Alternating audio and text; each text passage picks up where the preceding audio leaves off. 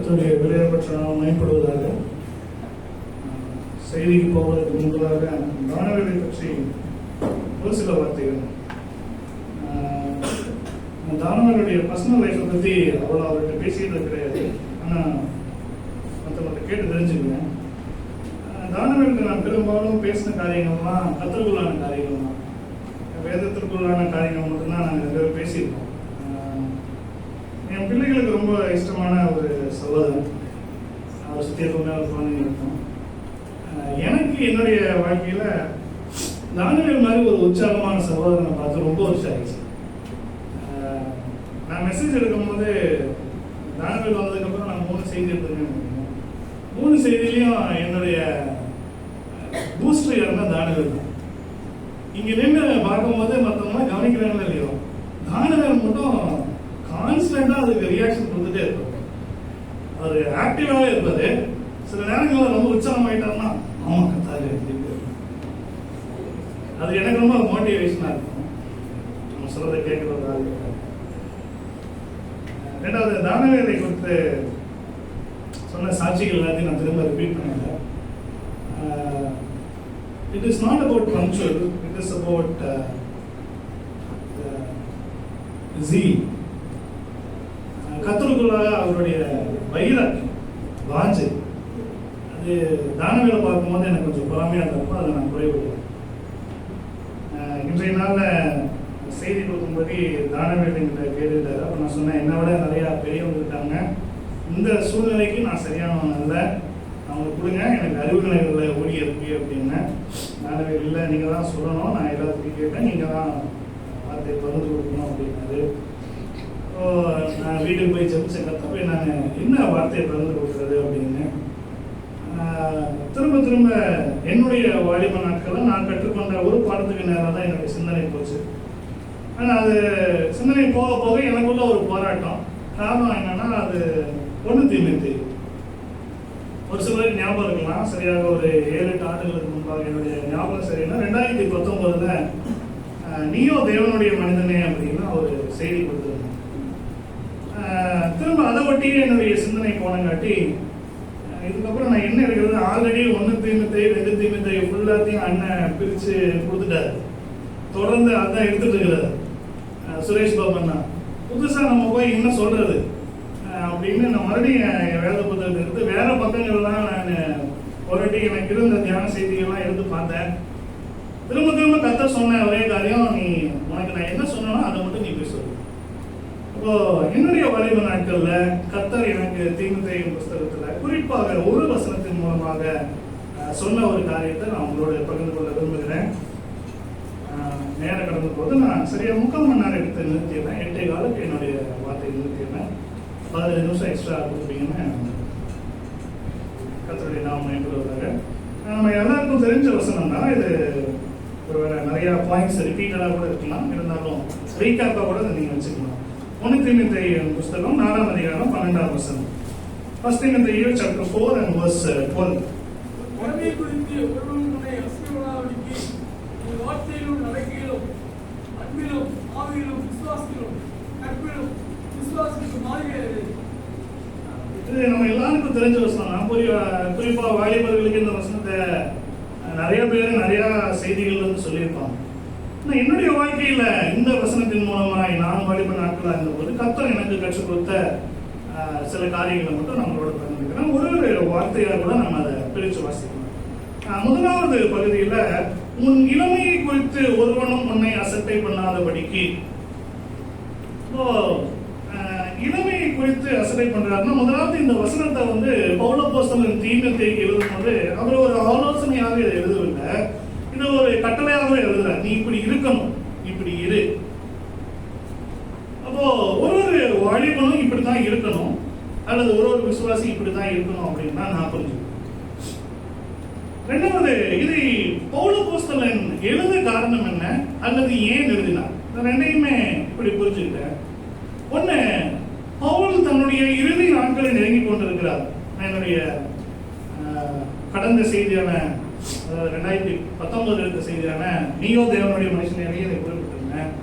ஒருவேளை அவருக்கு உயிர் எழுதணும்னு தோணி இருந்துச்சுன்னா அவர் யாருக்கு எழுதி கொடுத்துருப்பாருங்க, தீமோத்தேயுக்கு தான் கொடுத்திருப்பார். அவருடைய இறுதி நாட்கள்ல எந்த ஒரு தகப்பனும் தான் சேர்த்து வைத்திருந்த அனைத்து பொக்கிஷத்தையும் தனக்கு பிரியமான ஒரு குமாரனுக்கு கொடுத்துட்டு போகணும்னு விரும்புவார். He wanted to give the will to his son. So he wrote this letter. இறுதி நாட்கள்ல இவர் இந்த லெட்டரை தீமோத்தேயுக்கு எழுதுறார். இந்த தீமோத்தேயு இப்போ இருக்கிற இடம் வந்து அவருக்கு அவ்வளவு சௌகரியமான ஒரு இடம் கிடையாது. அவர் எபேசில் இருக்கிறாரு. அங்க ஆவிக்குரிய முதிர்ச்சி பெற்றவர்கள் இருக்கிறாங்க. ஒரு சிக்கலான சபையாகவும் இருக்குது. கள்ள போதவர்கள் இருக்கிறதா அங்க குறிப்பிடப்படுகிறது. அறிவுசார் மக்கள் அதிகமா இருக்கிறதா குறிப்பிடுறாரு. கர்வம் படைத்த நபர்கள் அங்க அதிகமா இருக்கிறதாகவும், கலாச்சார ரீதியில தங்கி போயிருக்கிற மக்கள் அதிகமா இருப்பதாகவும், தங்களுடைய பாரம்பரியங்களை வந்து ரொம்ப மேன்மை பாராட்டி கொள்ளக்கூடிய மக்கள் இருப்பதாகவும் முதல் அதிகாரத்திலே பவுல் எழுதுறார். இப்படி ஒரு சிக்கலான சூழ்நிலைக்குள்ள இருக்கிற நீ எப்படி இருக்கணும்? இவங்க நிச்சயமா உன்னை அசட்டை பண்ணுவாங்க. இதை நான் எப்படி புரிஞ்சுக்கிட்டேன்னா, it is a limitation to you. Yes, your age may be a limitation factor to you. உன்னுடைய வயது ஒருவேளை உனக்கு ஒரு வரம்பை செட் பண்ணும். இந்த வரம்பை மீறி நீ போக முடியாது, அல்லது ஒரு வரைகோடுக்குள்ள உன்னை வந்து அளந்து பார்க்கக்கூடிய ஒரு சூழ்நிலை இருக்கலாம். என்னுடைய வறுமை நாட்கள்ல இந்த வசனம் எனக்கு கிடைக்கும் போது கர்த்தர் சொன்னது, உன்னுடைய வயது உனக்கு ஒரு தடையா இருக்கக்கூடாது. அது ஒரு வரம்போ வரைமுறையோ அல்ல. ஏன்னா பவுல் புஸ்தகம் இப்படி மெசேஜ் எழுதியிருப்பாருன்னு நான் புரிஞ்சுக்கிட்டேன். இவங்க என்ன சொல்றாங்கிறது விஷயம் இல்லை, அவங்க அசட்டை பண்ணுவது அல்ல விஷயம். அதை நீ எப்படி பார்த்துக்கிற?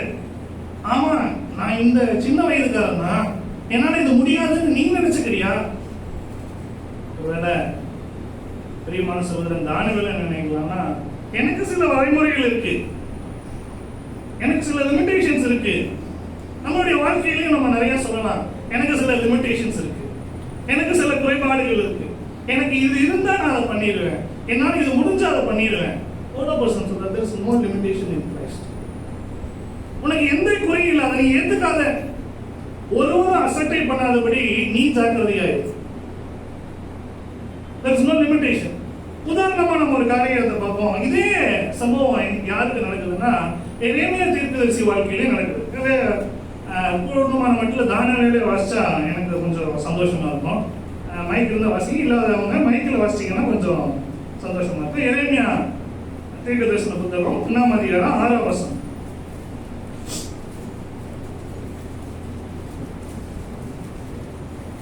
நான் உன்னை தாயின் வயிற்றில் உருவாக்கும் முன்னே உன்னை அறிந்தேன். நீ கர்ப்பத்திலிருந்து வெளிப்படும் முன்னே நான் உன்னை பரிசுத்தம் பண்ணி உன்னை ஜாதிகளுக்கு தீர்க்கதரிசியாக கட்டளையிட்டேன் என்று சொன்னார். ஆனாலும் கர்த்தர் நான் சிரிப்பில்லை என்று நீ சொல்லாதே. போதும் பாருங்க, எரேமியாவுக்கு இந்த வார்த்தைகள் உண்டாகும் போது அவர் என்ன சொல்றாரு? நானா, எனக்கு லிமிடேஷன் இருக்கு, நான் ரொம்ப சின்ன பிள்ளை. கர்த்தர் என்ன சொல்றாரு? Don't say that word. நான் உன்னை அப்படி பார்க்கலையே. கர்த்தரே உன்னை லிமிடேஷன் உள்ளவனா பார்க்காத போது நீ ஏன் உன்னை லிமிட் பண்ணிக்கிற? God has never seen any limitation in your life. கர்த்தர் நம்மளுடைய வாழ்க்கையில எதையும் குறைவா பார்க்கல. குறைவா யார் பார்க்கறாங்க? நான் சின்னவன், நான் எளியவன், என்னால முடியாது. என்னுடைய வாழ்க்கையிலையும் நிறைய நாட்கள்ல நான் இப்படி குறை சொன்னது உண்டு. அதாவது என்னால முடியாது, நான் ரொம்ப சின்னவன், எனக்கு அவ்வளவு அறிவு இல்லை, நான் அவ்வளவு வேதம் படிச்சவன் இல்லை. நான் கர்த்தர் சொல்கிற வார்த்தை, நீ அப்படி சொல்லாத. நான் உன்னை தாயின் கர்ப்பத்துக்கு முன்னாடியே தெரிஞ்சுக்கிட்டேன், நீ அந்த வார்த்தையை சொல்லாத. there is no limitation. நம்மளுடைய பார்வைகள்ல நம்மளுக்கு ஒரு லிமிடேஷன் இருக்கு. பல பேர் நான் இப்படி சொல்லி கேட்டிருக்கேன், பாருங்க எங்களால வளர முடியல. நான் ஊழியம் பண்ணிட்டு இருக்கிற பகுதி அறிவுரை நிலையத்திலையும் இந்த ஒரு காரியம் இருந்துச்சு. நான் அவங்களுக்கு சொன்ன போது அவங்களுக்கு சில நேரங்களில் சங்கடமாக இருக்கும். இருந்தாலும் உண்மையை சொல்லுவேன், எங்களால சரியா வளர முடியல. அவங்க என்னை வளர்த்துல, இந்த சபை என்னை வளர்த்துல, அல்லது நாங்கள் தான் ஏழைகளா இருக்கிறங்காட்டி எங்களை கண்டுக்கல, அல்லது நாங்கள் வேற்றுமொழி பேசுறவங்காட்டி எங்களை கண்டுக்கல. இந்த லிமிடேஷன்லாம் அவங்க வைக்கிறது இல்லை, இதெல்லாம் நம்மளே நம்மளுக்கு வச்சுக்கிற லிமிடேஷன். என்னை கனம் பண்ணுகிறவனை நான் கனம் பண்ணுவேன். யாரு கனம் பண்ணுவாங்க? நீங்க எந்த மனிதனையும் கனப்படுத்த வேண்டியதில்லை, கர்த்தரை கனப்படுத்துவதை கர்த்தர் கனப்படுத்துவார். யாரும் தூக்கிவிட வேண்டியதில்லை. ஒருத்தனுடைய வளர்ச்சி, கிறிஸ்துவ வளர்ச்சி என்பது அவன் எவ்வளவாக கர்த்தரை கனம் பண்ணுகிறான் என்பதை பொறுத்து இருக்கு. நம்ம என்ன சொல்லிக்கோங்க, எனக்கு கொஞ்சம் லிமிடேஷன் இருக்குங்க, இந்த சர்ச்சில் எனக்கு கொஞ்சம் சப்போர்ட் இல்லைங்க, இவங்க எங்களை கொஞ்சம் குறைவா பார்க்கறாங்க. அந்த வார்த்தையோட அடுத்த பகுதி, வசனத்துடைய அடுத்த பகுதி, என்னை கனப்படுத்துகிறவனை நான் கனப்படுத்துவேன். அடுத்த வார்த்தை என்னங்க? என்னை கனப்படுத்தாத கனவீனப்படுவார்கள். It is automatic process. நான் வளரலைன்னா அதுக்கு காரணம் யாருங்க? Please don't blame anybody. யாரையும் அதுக்காக நீங்க குறை சொல்லாதீங்க. கர்த்தருக்குள்ள வளராம போறதுக்கு காரணம் யாரா இருக்க முடியும்? ஏற்ற காலத்திலே அவர் உங்களை உயர்த்தும்படி அவருடைய பலத்தை கையில் அடைங்க. நீங்க எப்படி வந்து டெஃபினிஷன்ஸ் கொடுத்துக்கலாம். கர்த்தருக்குள்ள இருக்கிற மனிதனுக்கு நிச்சயமாக கர்த்தருக்குள்ளான உயர்வு உண்டு. there is no limitation. அப்போ பவுல் நீங்க எழுதும் போது அவர் சொல்றாரு, எதையும் லிமிடேஷனா பார்க்காது. நான் இதுக்கு அப்படியே எதிர்மறையா ஒரு எடுத்துக்காட்டு கூட காட்டுறேன். நீங்க எடுத்து வாசிங்க. 1 சாமுவேல் 17ஆம் அதிகாரம் 33ஆம் வசனம். 1 Samuel chapter 17 and verse 33. அப்பொழுது சவுல் தாவீதை நோக்கி, நீ இந்த பெலிஸ்தரோடு எதிர்த்து யுத்தம் பண்ண உன்னால் ஆகாது, நீ இளைஞன், அவனோ சிறு வயது முதல் யுத்த வீரன் என்றான். 37ஆம் வசனம் வாசிங்க. 37. பின்னும் தாவீது, என்னை சிங்கத்தின் கைக்கும் கரடியின் கைக்கும் தப்புவித்த கர்த்தர் இந்த பெலிஸ்தனுடைய கைக்கும் தப்புவிப்பார் என்றான். அப்பொழுது சவுல் தாவீதை பார்த்து, போ, கர்த்தர் உன்னோட கூட இருப்பாராக என்றான். எரேமியா வந்துட்டு நான் சின்ன பையன் அப்படின்னா அவரோட லிமிடேஷனை சொல்றார், அவருக்கு இருக்கிற சில குறைபாடை சொல்றார். ஆனா தாவீதுக்கு அவருடைய ராஜாவை என்ன சொல்றாருங்க? இப்ப நீ சின்ன பையன், அவனா ரொம்ப மைட்டி வாரியரு, நீ போனேன்னா அவனை நசுக்கி போட்டுருவான், நீ என்ன பண்ண, என்னுடைய வெப்பன்ஸ் எல்லாம் எடுத்துட்டு போ. தாவீதுன்னு சொல்றாருங்க. he find no limitation. இல்லைங்க, எனக்கு அது ஒரு பிரச்சனையே இல்லை. கோலியாத் என்னுடைய வாழ்க்கையில ஒரு லிமிடேஷனே இல்லை. நான் ஆடு மேய்க்கும் போது என்ன ஆச்சுங்க, கரடியும் சிங்கத்தையும் பிச்சு போடுறதுக்கு என்னுடைய தேவன் வல்லமை உள்ளவராக இருந்தார். தாவீதுக்கு அப்ப என்ன வயசு இருக்குன்னு எனக்கு எக்ஸாக்டா தெரியல. இந்த லிமிடேஷனை அக்செப்ட் பண்ணிக்கிறது நம்ம தான். ஒருத்தங்க வந்து சொல்லலாம், சவுல் மாதிரி சொல்லலாம், இல்ல உன்னால முடியாது, உங்களுக்கு சில குறைகள் இருக்கு, நீ வாலிபனா இருக்கிற, உனக்கு வயது பத்தாது, உனக்கு அனுபவம் இல்லை. நான் ஆடு மேய்க்கும் போதே என் தேவன் எனக்கு பெரியவனா இருந்தார். என் வாழ்க்கையில் லிமிடேஷன் இல்லை, என் தேவன் போதுமானவர். Yes, physically I may have limitation. என்னுடைய உடல் ரீதியா எனக்கு சில லிமிடேஷன் இருக்கலாம், கல்வி ரீதியா எனக்கு லிமிடேஷன் இருக்கலாம், என்னுடைய அறிவு ரீதியா எனக்கு லிமிடேஷன் இருக்கலாம். ஆனா அந்த லிமிடேஷனுக்கு மீறி என் கூட ஒருத்தர் இருக்கிறார். அவர் என்ன, சிங்கத்தின் கைக்கு தப்பி விட்டவர் இந்த பெலிஸ்தனை மாத்திரம். யார் என்ன சொன்னாலும் தீமோத்தேயுக்கு எழுதுறார், தீமோத்தேயுவே, உனக்கு நீண்ட ஊழிய அனுபவம் இல்லை, உனக்கு பெரிய வயசு இல்லை, ஆனாலும் நீ என்ன பண்ண, உறுதியா இரு. பவுலப்போஸ்தலன் இதை அவருக்கு சொல்லும் போது அவரை மகனா பாவிச்சுதான் சொல்றாரு. இப்போ பொதுவா ஒரு வேலைக்காரனுக்கும் மகனுக்கும் வித்தியாசம். வேலைக்காரன் சொல்றதை செய்யறான், ஆனா மகன் தன்னுடைய தகப்பனுடைய இதயத்தை புரிந்து கொள்கிறது. He knows that because he has the identity. தன்னுடைய தகப்பனுடைய அடையாளம் அவனுக்குள்ள இருக்கிறங்காட்டி அவன் சொல்றதுக்கு முன்னாடியே அவருக்கு புரியும். அதனால்தான் இதே 1 தீமோத்தேயு 1ஆம் அதிகாரம் 2ஆம் வசனம், 1 தீமோத்தேயு chapter 1 and verse 2, விசுவாசத்தில் உண்மையான குமாரி, என் உண்மையான குமாரி.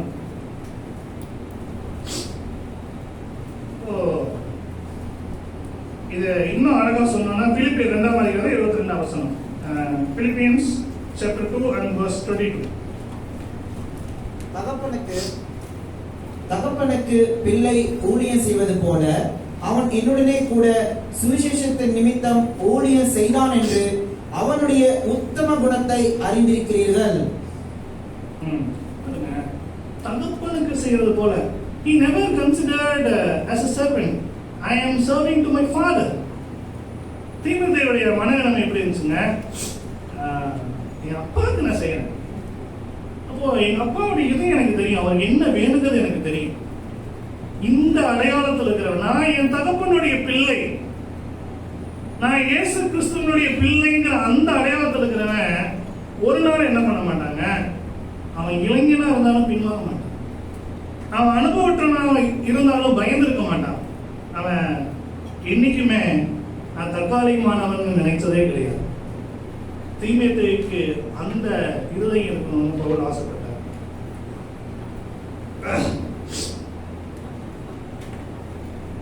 இதை புரிஞ்சு கொள்ளும்படியாக நான் இப்படி எழுதி வச்சேன். The church must understand this. Not only church, I mean all of us. God does not call based on age. God calls based on availability. Do not let what you lack define what God can do through you. தேவன் வயதின் அடிப்படையில் அளப்பதில்லை, தேவன் அர்ப்பணிப்பின் அடிப்படையில் அழைக்கிறார். தேவன் உங்கள் மூலம் செய்ய நினைப்பதை அவர் தீர்மானிக்க அனுமதித்திருக்கிறார். ஒருவேளை தீமோத்தேயுக்கு அவருடைய வயது ஒரு லிமிடேஷனா இருந்திருக்கலாம். பவுல் அப்போஸ்தலன் சொல்றாரு, ஒருவனும் உன்னுடைய வாலிபத்தை குறித்து அசட்டை பண்ணாதபடி. There is no limitation. Don't consider this is a limitation to you. நான் அப்படிதான் புரிஞ்சுக்கிட்டேன். உன்னுடைய வயது உனக்கு ஒரு லிமிடேஷனா இருக்க வேண்டாம். இரண்டாவது அவர் சொல்ற வார்த்தை, அதே வசனத்துக்கு நம்ம திரும்ப போவோம். விசுவாசிகளுக்கு முன்மாதிரியா இரு. விசுவாசிகளுக்கு முன்மாதிரியா இரு அப்படின்னா, you go and prove yourself. No, not like that. நீ போய் உன்னை நிரூபி, அல்லது உன்னுடைய நிலைப்பாடு இதுதான் அப்படின்னு போய் அவங்களோட வாதாடு. இல்ல, உன்னுடைய அதிகாரத்தை நிலைநாட்டிக்கொள். அதுவல்ல அர்த்தம். You become an example.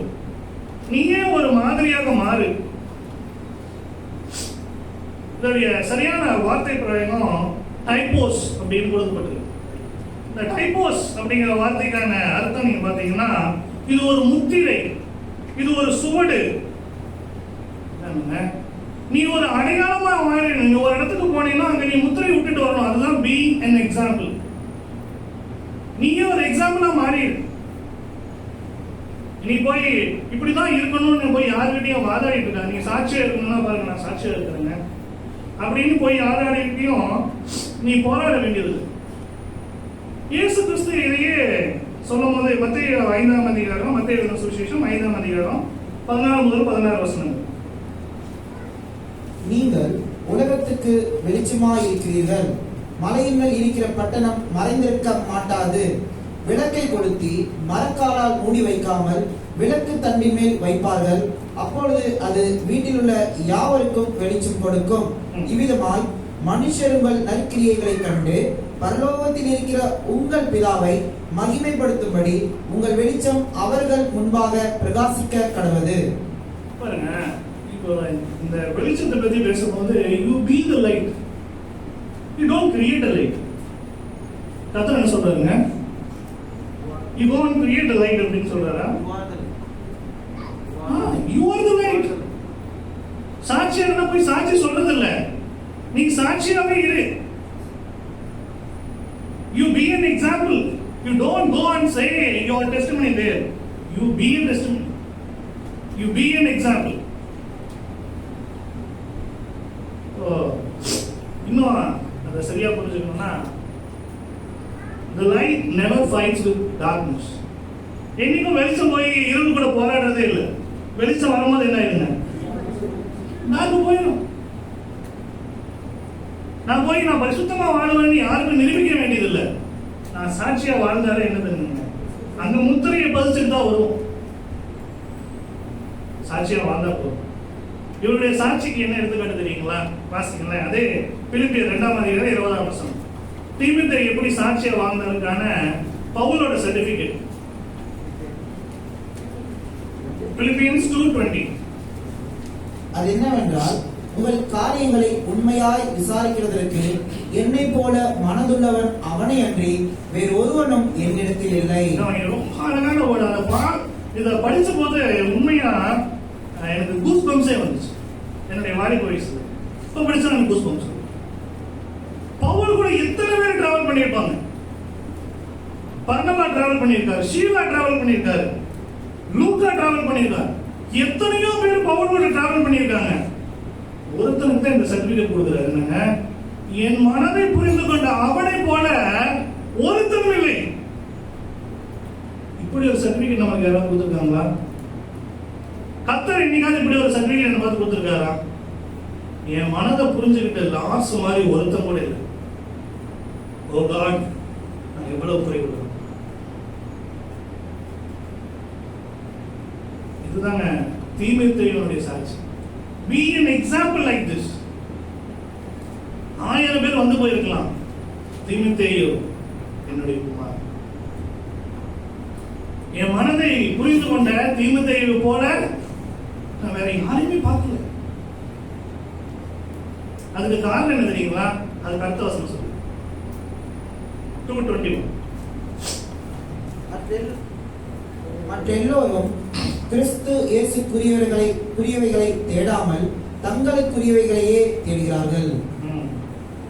மற்ற எல்லாரும் எதை தேடுறாங்க? I want glory, I want power, I want recognition. பவுலோட போனா I will be assistant to Paul. நீங்க பவுல் கூட இருக்கிறது வந்து நீங்க செகண்ட் பிளேஸ் தான். ஓகேவா? It is okay for Timothy. என்னைக்காவது தீமோத்தேயு மூத்த குடிக்காரர் முடியுமா? சாகரவெல்லாம் அசிஸ்டன்ட் தான். பரவாயில்ல, I am happy with that. எனக்கு அங்கீகாரம் வராது, எனக்கு பேர் வராது, எனக்கு புகழ் வராது. I am okay for that. அதுதாங்க தீமோத்தேயுனுடைய வாழ்க்கை உதாரணம். இன்னைக்கு அப்படி வாழ தீமோத்தேயுக்கு அறிவுரை சொன்னது மாதிரி கர்த்தர் நம்மளுக்கும் சொல்றார். நான் 2 உதாரணங்களை வேதத்துல இருந்து காட்டுறேன். நேரம் வேகமா போகுது. ஒன்னு யோசேப்பு. யோசேப்பு யாரு சாட்சி சொல்றாரு? நீங்க எடுத்து வாசிங்களேன். ஆதியாகமம் 39 2:3. Genesis chapter 39 and verse 2 and 3. கர்த்தர் யோசேப்போடு இருந்தார், அவன் காரிய சித்தி உள்ளவன் ஆனான். அவன் எகிப்தியனாகிய தன் எஜமானுடைய வீட்டிலே இருந்தான். கர்த்தர் அவனோடே இருக்கிறார் என்றும் அவன் செய்கிற யாவையும் கர்த்தர் வாய்க்க பண்ணுகிறார் என்றும் அவன் எஜமான் கண்டு. இவர் போய் அங்க அப்படியே ரொம்ப டெடிகேட்டடாலாம் ஒர்க் பண்ணல. மேபி அவர் ட்ரூவா தான் இருந்திருப்பாரு. But in his deeds, in his action, who is giving testimony? கர்த்தர் அவனோட இருக்கிறார் அப்படின்னு கர்த்தர் யாரையாவது அவன் எஜமான் சாட்சி கொடுக்கிறார். அப்போ Joseph was an example. He became an example. அவர் போய் சாட்சி சொல்லுங்க, பாருங்க நான் இந்த தேசத்துல இருந்து வந்தேன், என் கர்த்தர் பெரியவருங்க. நோ, எஜமான் நடுகிறார். அவருடைய வாழ்க்கை அவ்வாறு இருந்துச்சு. இதே நீங்க வாசி 1 யோவான் 2:6.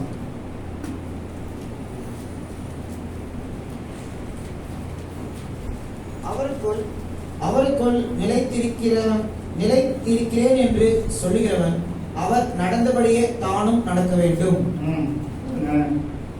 இப்போ சாட்சியா வாழணும்னு நினைக்கிறவங்க கிறிஸ்து வாழ்ந்தது போலவே நானும் வாழ்ந்தாங்க.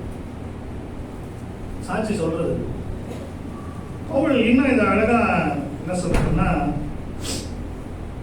You don't act like an example. இந்த டைப்போஸ் அப்படிங்கிற வார்த்தைக்கு வந்துட்டு சில அர்த்த பிழைகள் இருக்கும். அதாவது இப்போ எக்ஸாம்பிள்னா ஃபார் எக்ஸாம்பிள் நம்ம புரிஞ்சுக்கிறதுக்காக சொல்கிறேன். இப்போ கடைக்கு போனீங்கன்னா, பொதுவாக சாரீ எடுக்க போனீங்கன்னா ஒரு பொம்மைக்கு சாரீ கட்டி வச்சுருப்பாங்க, இல்லை ஒரு பொம்மைக்கு பேண்ட் ஷர்ட் போட்டு வச்சுருப்பாங்க. இதெல்லாம் ஒரு எக்ஸாம்பிள் தான், ஒரு மாடல் தான். இப்படி தான் நீங்களும் இருப்பீங்க அப்படின்னு. ஆனால் அது நம்ம கட்டினா அப்படி இருக்காது, நம்ம போட்டால் அப்படி இருக்காது. நம்ம எப்படி அது மாதிரி மாற போகிறோம். இப்போ மேக்ஸ் சொல்லி தரும் போது எக்ஸாம்பிள் சம்ப போடுவாங்க, ஆனா நம்ம போடும்போது we should become an example, not acting as an example. How to become an example like Joseph, like Timothy. Timothy எப்படி ஒரு உதாரண மகனா இருந்ததா பவுல் அப்போஸ்தலன் அப்படி ஒரு வார்த்தை சொல்லியிருப்பாரு. சரியா மொழிக்காரன் டிராவல் பண்ணியிருக்கான். ஆனா பவுல் சொல்ற வார்த்தை, I don't find nobody except Timothy who knows my heart. அடுத்த வார்த்தைகளை போனா, மூணாவது வார்த்தை என்னங்க? ரெண்டு காரியங்கள் தியானிச்சோம். ஒண்ணு, யாரும் உன்னுடைய இளமை குறித்து அசட்டை பண்ணாதபடி. ரெண்டாவது, நீ முன்மாதிரியாய். மூணாவது வார்த்தை, வார்த்தையிலும், உன்னுடைய வார்த்தையிலும். நீங்க எடுத்து வாசிங்க, மத்தேயு எழுதின சுவிசேஷம் 12:34. நம்ம எல்லாம் தெரிஞ்ச வசனம் தான்.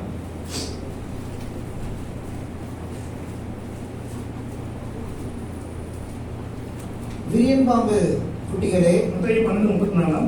இருதயத்தின் நிறைவினால் வாய் பேசும். ஒருவேளை என்னுடைய ரெஃபரன்ஸ் தப்பா தான் நினைச்சிருக்கேன். கரெக்டாக இருதயத்தின் நிறைவினால் வாய் பேசும். See here Paul emphasizes about his speech. ஏன்னா இது வெளியே இருக்கிற விஷயம் இல்லை. நீங்க பேசுறது ஒரு வேலை வெளியே சத்தமா கேட்டாலும் it is the outcome of your internal man.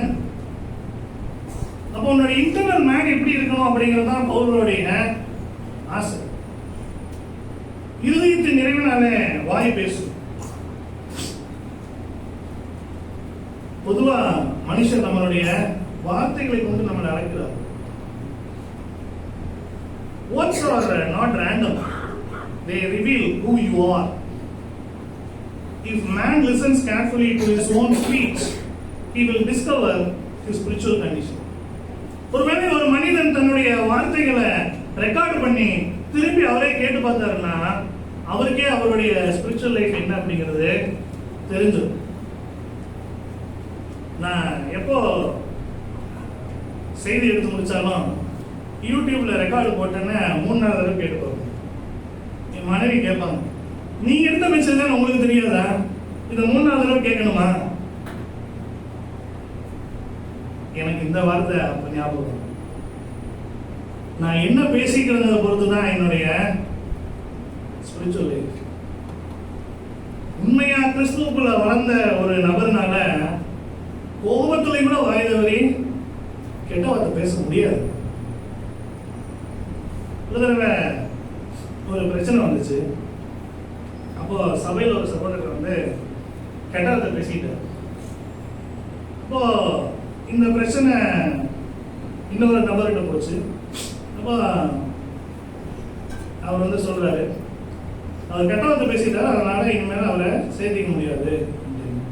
அப்போ இவர் இந்த பிரச்சனையை விசாரிக்கிறவர் சொன்னாரு, ஒரு கெட்ட வார்த்தை பேசுறாங்கன்னா அதுக்கான சூழ்நிலை இருந்திருக்கும், என்ன கோபமோ என்ன பிரச்சனையோ. இந்த நபர் கேட்டாரு, என்ன பிரச்சனை என்ன சூழ்நிலைனா சபையில கெட்ட வார்த்தை பேசலாம்? என்ன பிரச்சனை எந்த சூழ்நிலையா சபையில கெட்ட வார்த்தை பேசலாம்? எந்த பிரச்சனை எந்த சூழ்நிலையா இருந்தாலும் கெட்ட வார்த்தை பேச முடியாது, பேசக்கூடாது. இல்ல பிரதர், நாங்க ஏதோ கோபத்துல பேசிட்டு போகுது. கோபத்துல கூட கெட்ட வார்த்தை பேச முடியாதுங்க. உங்களுக்கு கோபம் வந்து அடிக்க கூட செய்யலாம். இருதயத்தின் நிறைவினால வாய் பேசும்.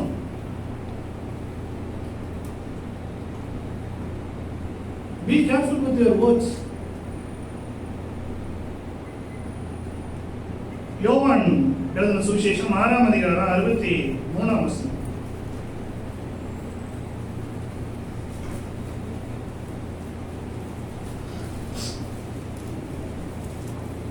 John Gospel chapter 6 and verse. ஆவியே உயிர்ப்பிக்கிறது, ம். மாம்சமானது ஒன்றுக்கும் உதவாது. நான் உங்களுக்கு சொல்லுகிற வசனங்கள் ஆவியாயும் ஜீவனாயும் இருக்கிறது. பாருங்க, இந்த வார்த்தையில ரெண்டு விஷயங்கள் இருக்கு. ஆவி இருக்கு, ஜீவன் இருக்கு. சரியான வார்த்தைகள் ஆவியை உயிர்ப்பிக்கும், ஜீவனையும் உயிர்ப்பிக்கும். தவறான வார்த்தைகள் என்ன பண்ணுங்க? ரெண்டையும் கொள்ளும். Be careful with words. ஒருவன் நாவை அடக்காவிட்டால் அவன் எப்படி இருப்பான்னு நம்ம யாக்கோபுல வாசிக்கிறோம். நேரம் போறதுனா நான் வசனத்தை சொல்லிட்டு போறேன். தன் நாவை அடக்குகிறவன் தன் சரீரத்தை முழுவதையும் அடக்குறான். நீதிமொழிகள் ஒரு வசனம் இருக்கு, எடுத்து வாசிங்க. நீதிமொழிகள் 21ஆம் அதிகாரம், Proverbs chapter 21 and verse 23. நீதிமொழிகள் 21:23. தன் வாயையும் தன் நாவையும் காக்கிறவன் தன் ஆத்மாவை இடுக்கண்களுக்கு விலக்கி காக்கிறான். ஆத்மாவையும் காக்கலாம். ஆவி, ஜீவன், ஆத்மா மூணுமே எதுல இருக்கு? How you control your tongue, your words. இத பத்தி நம்ம நிறைய வசனங்கள் கேட்டிருக்கோம். இன்னும் புதுசா வார்த்தைகளை பத்தியோ டங்கை பத்தியோ நம்ம கேட்க போறது இல்லை. உதாரணத்துக்காக நான் ஒரு வசனம் சொல்றேன். ஆதியாகமம் 1ஆம் அதிகாரம் 3ஆம் வசனம். தெரிஞ்ச வசனம் நான் வேகமா சொல்லிட்டு போறேன். வாயின் வார்த்தையினாலே கர்த்தர் எல்லாவற்றையும் உருவாக்கினார். மார்க் எழுதின சுவிசேஷத்துக்கு போயிருங்க.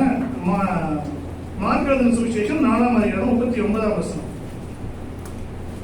அங்க கர்த்தர் காற்றையும் கடலையும் வாயின் வார்த்தையினாலே அடக்கினார் அப்படின்னு. வார்த்தைக்கு வல்லமை உண்டு. Every word you speak deposits something into people and their life. பேசுகிற ஒவ்வொரு வார்த்தைகளும் யாருடைய வாழ்க்கையிலாவது ஏதாவது ஒரு தாக்கத்தையும் ஏதாவது ஒரு இம்பாக்டையும் விட்டுட்டு தான் போகும். அது நல்லதா இருக்கலாம், கெட்டதா இருக்கும். நீங்க பேசுற ஒவ்வொரு வார்த்தைகளும் நிச்சயமா யாருடைய வாழ்க்கையிலாவது ஒரு தாக்கத்தை ஏற்படும். இப்படி இருக்கிற காரியங்கள்ல நீ ஜாக்கிரதையா இரு. நீ முன்மாதிரியா இரு. In your words you be an example. பேசினா இப்படி பேசணும் அப்படின்னு சொல்ற அளவுக்கு example. A man who governs his words can shape his environment, but a man who does not govern his words will be shaped by his environment.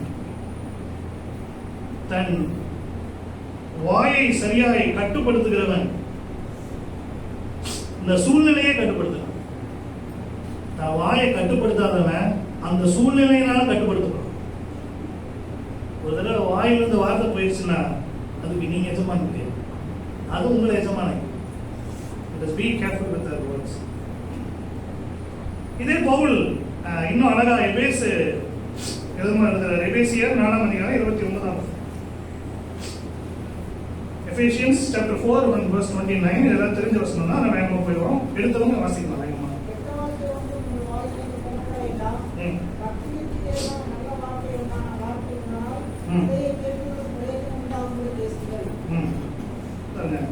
பக்தி விருதிக்கு ஏதாவது இருந்துச்சுன்னா அதை பேசணும். இல்லைன்னா டோன்ட் வேஸ்ட் டைம். பொதுவா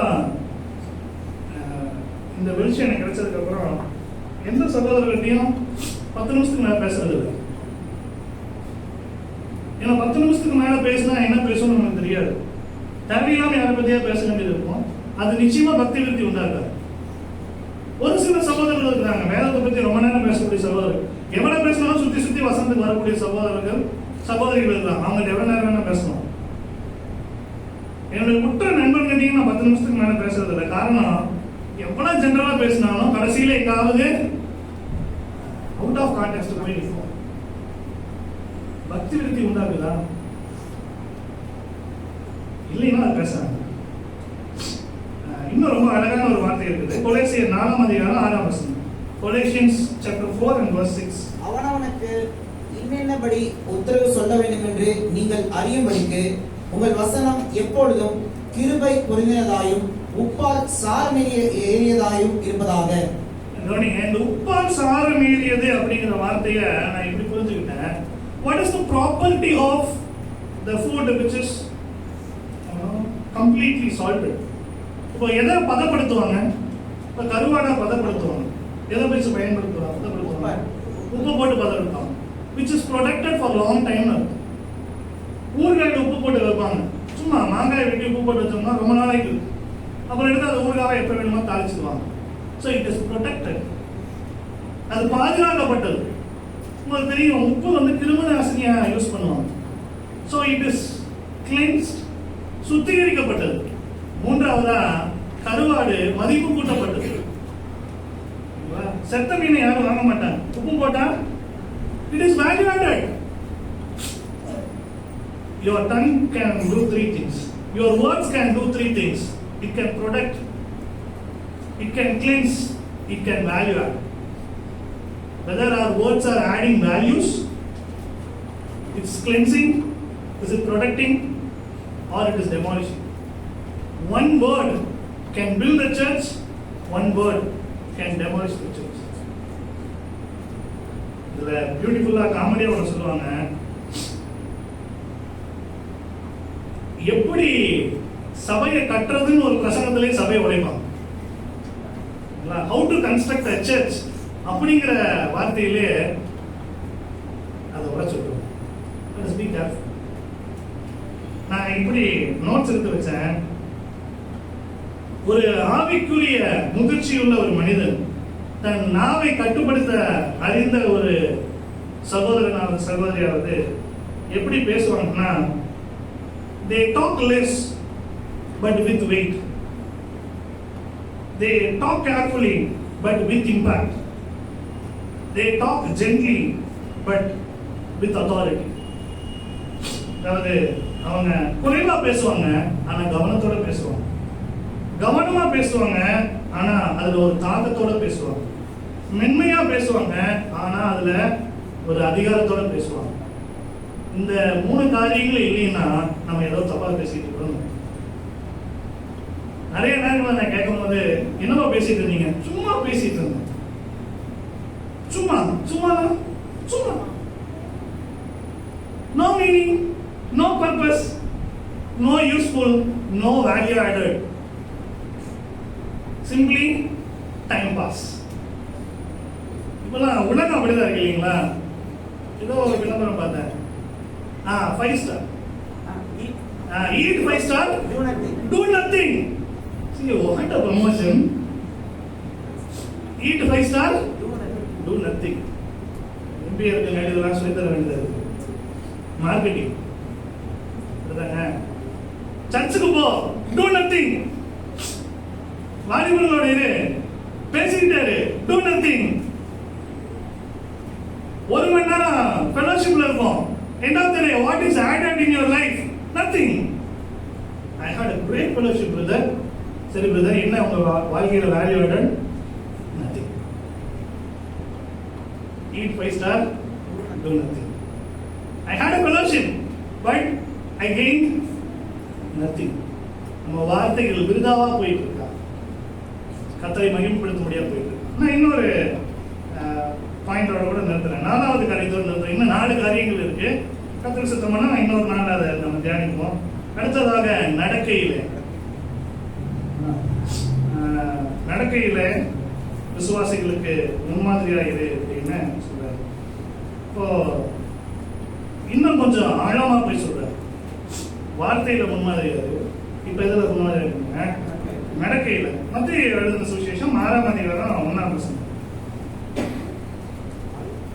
Gospel according to Matthew chapter 6 and verse 1. மனுஷர் காண வேண்டும் என்று அவர்களுக்கு முன்பாக உங்கள் தர்மத்தை செய்யாதபடிக்கு எச்சரிக்கையாயிருங்கள். செய்தால் பரலோகத்தில் இருக்கிற உங்கள் பிதாவின் இடத்தில் உங்களுக்கு பலன் இல்லை. See, we may do lots of good things, good deeds. நம்ம நடக்கையெல்லாம் சூப்பரா இருக்கும். But what is the intention? ஒரே விஷயத்தை 2 பேர் 2 இன்டென்ஷனோட பண்ண முடியும். நம்ம நடக்கையெல்லாம் நல்லதா இருக்கும். ஒருத்தருக்கு ஓடி ஓடி போய் நம்ம ஊழியம் பண்ணோம்னா, ஒரு உடம்பு சரியில்லைன்னா நம்ம போய் உடனே உட்காந்து ஜெபிச்சுட்டு வரணும்னா, I am saying these all are not wrong. இதெல்லாம் தேவையானது, அவசியமானது, பண்ணக்கூடியது, பண்ணணும். But what is the intention behind that activity. மனசுக்குள்ள என்ன? மனசுக்குள்ள என்ன? உண்மையா பேசுவோம். சில நேரங்களில் நம்ம இப்படி ஐயோ போகலைன்னா வேற கோச்சுக்குவாங்களே, அப்புறம் நான் தான் முதல் போய் பார்த்தேன்னு இருக்கணும், அப்புறம் இதெல்லாம் பண்ணாதான் நம்மளை ரெகனைஸ் பண்ணுவாங்க. இந்த இன்டென்ஷன் இருக்கா? மற்றவர்கள் காண வேண்டும் என்று பண்ணுகிறோமா, அல்லது உண்மையாலுமே பக்தி வைராக்கியத்துல பண்றோமா? ஹானஸ்டா பேசணும்னா எனக்கு சில ரிலேட்டிவ்ஸை பார்க்கறதுக்கு ஒரு இன்ட்ரெஸ்டே இருக்காது. எங்க அம்மா சொல்லிட்டே இருப்பாங்க, ஆனா அவங்க ரொம்ப நேரம் உடம்பு சரியில்லாம போய் பார்த்துட்டு வா. சரி எங்க அம்மா சொல்றாங்க போய் பார்த்துட்டு வரும். இப்படி நம்ம சபையிலையும் நம்மளுக்கு நல்ல பழக்கங்கள் ஆயிடுச்சு. நிறைய நல்லது பண்ணுவோம். எதுக்கு? அப்பதான் will be recognized, will be noted and will gain experience. எதுக்காக பண்ணுவோம்? நீங்க திரும்ப யோசேப்பினுடைய வாழ்க்கைக்கு வரும்.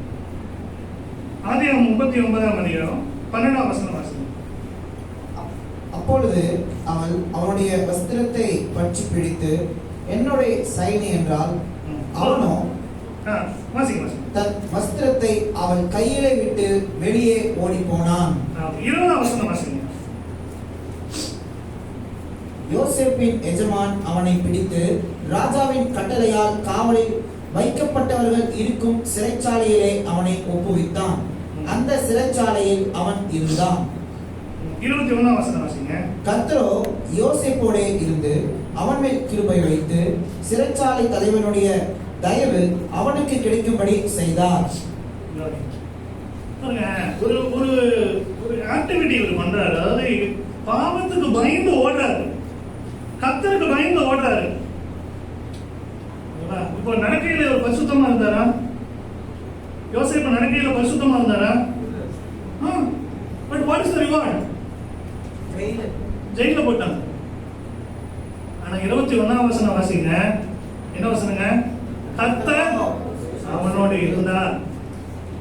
பாருங்க, நீங்க நடக்கிற இந்த நடத்தைக்கு உங்களுக்கு ரிவார்டே கிடைக்கலைனாலும் நீங்க என்ன பண்ணுங்க?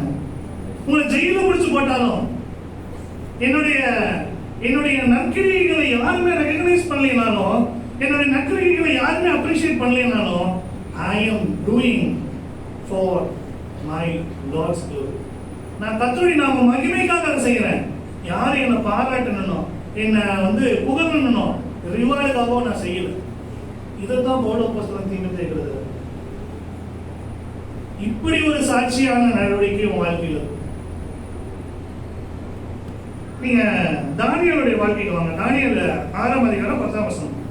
இதோட நிறுத்தலாம், டைம் வந்துச்சு, பெல் அடிச்சிட்டாங்க.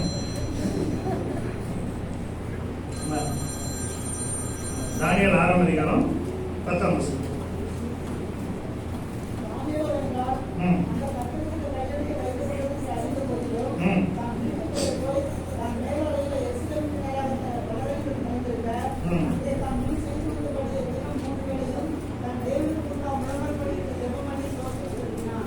அவருடைய ஆக்டிவிட்டியில, அவருடைய கண்டக்ட்ல நோ சேஞ்சஸ். அவர் இதுவரை நல்லா தான் பண்ணிட்டு இருந்தாரு. அதுக்கு தான் அவருக்கு இப்ப என்ன கிடைக்க போகுது? பனிஷ்மெண்ட் கிடைக்க போகுது. திரும்ப அவர் என்ன பண்ண போறாரு? அதையும் கண்டினியூ பண்றாரு. உன்னுடைய நடத்தைக்காக உனக்கு ரிவார்ட் இல்ல, இப்ப என்ன கிடைக்குது? பனிஷ்மெண்ட். தேங்க் காட், அதையும் நான் கண்டினியூ பண்ணுவேன். நான் சபையில ரொம்ப நல்லா பண்ணிட்டு இருந்தேன், என் சபைக்காரங்க அதை மதிக்கவே இல்லை. தேங்க் காட், தொடர்ந்து அதையே பண்ணுங்க. கர்த்தருக்கு முன்னாடி உண்மையா இருக்கீங்களா? God will reward. யோசேப்போட தேவன் இருந்தார். People may not recognize, people may not reward. Sometimes you may get punishment. Praise God. Let us continue the same good deeds. நான் இப்படி எழுதி வச்சிருக்கிறேன்.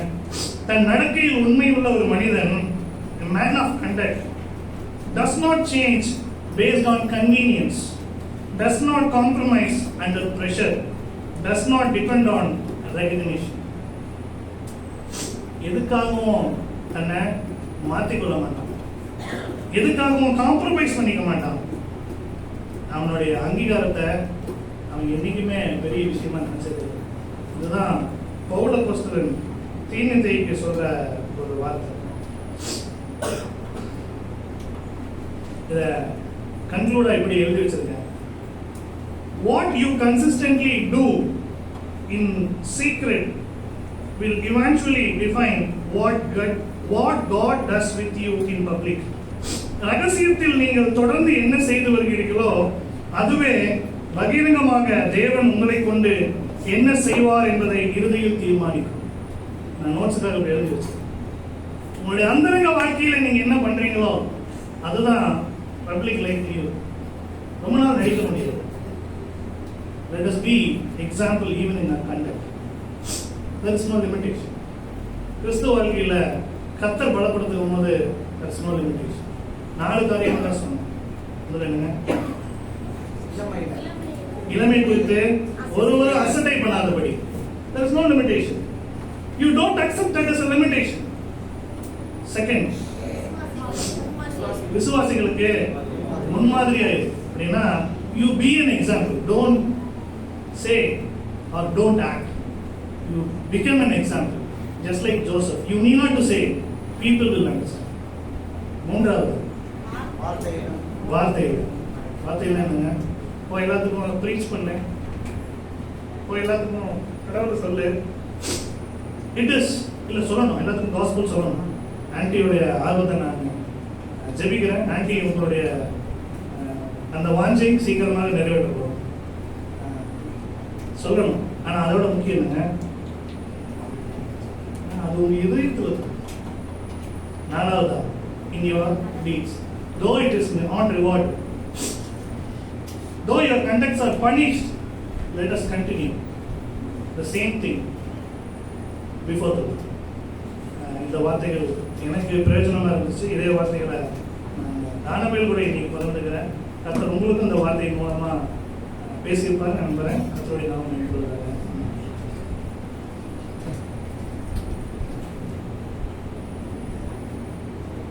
கர்த்தருடைய நாமம் மேம்படுவதாக. இப்போது கூட கோட் ஆஃப் தேங்க்ஸ், அதாவது நன்றி உரை நவில வேண்டிய அந்த நேரத்துக்கு நம்ம கடந்து வந்திருக்கிறோம். ரொம்ப நேரம் கிடையாது, கொஞ்சம் சிறிது நேரத்தில் இந்த தேங்க்ஸ்